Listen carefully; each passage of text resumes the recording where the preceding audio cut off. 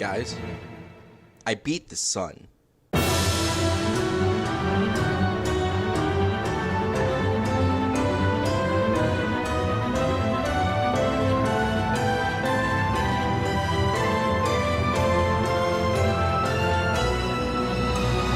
I love Hollow Knight, and I know that everyone does, and I know that's all about Silksong right now, but even as a guy who just played through Hollow Knight for the first time because of Silksong, I need to talk about this game. I know you've heard it before. I know I'm late to the party. I know this game is 7 years old now, but it's too bad. I love this game, and y'all are gonna listen to me love this game. Hollow Knight succeeds in so much, but its perfection is found in its many forms of pride in being a Metroidvania. Metroidvanias are hard to get right. The idea of an open world that doesn't tell you anything, relies on exploration, all while being a 2D platformer that is also heavily focused on combat is a lot just to make, and let alone make well. But Hollow Knight manages to put just the right amount of every single aspect into this beautiful little game. The secrets and puzzles are not just difficult, but they range in difficulty. My smooth brain can figure out some of them, but for other secrets, you're gonna need a 50-90 strapped to your cranium just to maybe figure it out, and I love that. The bosses, every single one, are so unbelievably fun and engaging to just fight over and over and over again. This is the first game ever where I could lose 1,000,000 times and it didn't matter because I was having fun. That doesn't happen.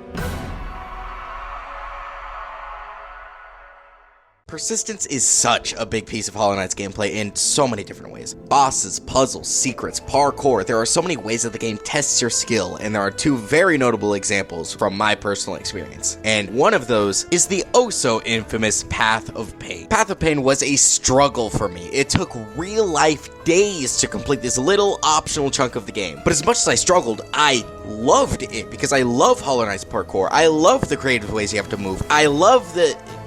Well, I couldn't come up with a third thing, but the point is, the Path of Pain, as the name suggests, is a rough experience, but I love it nonetheless because it was designed in such a way where it was hard, but fun came first with every single choice they made. The other example I wanted to share was the rematch with the False Knight. This fight was incredible. Despite being the first boss of the game just again, they managed to remaster it in such a way where it became engaging to even the most skilled of players, keeping them on their toes and yet without frustration because the boss wasn't impossible, it was just fun. With that said, I wasn't actually the one that struggled a lot with this guy.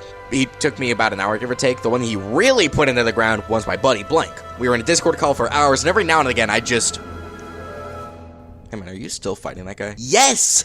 But he never backed down and he never gave up because the boss wasn't annoying, it was just strong. It wasn't a matter of get lucky, it was just get good. And that is the mark of an incredible boss fight and incredible game design. And with that said, Hollow Knight was such a fun social experience for me. As I mentioned, Blank was also completing the game for Silksong, and by the time we got to preparation for Radiance, being in the same spot as each other meant that we got to share those experiences with each other, which was so fun. And then our buddy Bean, the veteran of this game, that was teaching us both the ways of the night, and it was so much fun playing this game with the two of them by my side, and I wouldn't have it any other way. And the lore, the story, the atmosphere, this game was beautiful in every way it told its story. And especially that track. Christopher Larkin should change his name to Gordon Ramsay the way he's cooking these exquisite scores together. I've been playing Silksong and it is fun. I'm not gonna say that Hollow Knight is better, but if you played Silksong without playing Hollow Knight, I feel like you're robbing yourself of not just an incredible experience, but one that will make Silksong a better experience. Again, I know you've heard it before, but you'll hear it again. Hollow Knight is a